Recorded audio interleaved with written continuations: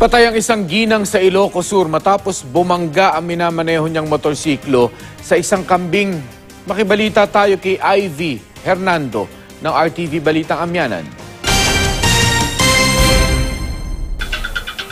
Sa kilaw na yun, mawan na.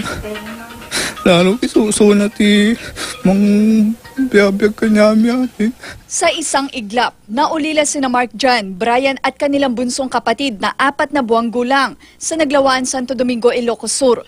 Ito'y matapos mamatay sa aksidente ang kanilang ina na si Judeline Tacal, 41 anyos na isang administrative aide. Pauwi na sana si Judeline sakay ng motorsiklo nang mabundol nito ang kambing. May na-establish tayong witness na sumusunod sa kanya nung madisgrasya siya. Ang sabi niya, may nabunggo siyang kambing.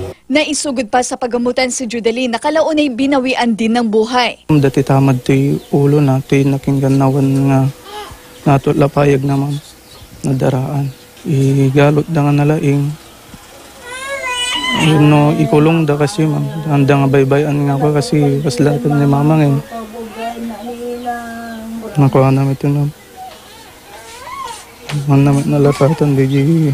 Kung sakaling ma-identify natin yung owner ng kambing, may civil liability siya doon kasi yun nga, may mga ordinansa tayo. Kung ano man yung mangyayari sa mga motorista, na involved sa disgrasya dahil sa mga pinapastol na kambing na mga yan, may civil liability ng owner. Ivy Hernando, Nagbabalita, Pilipinas.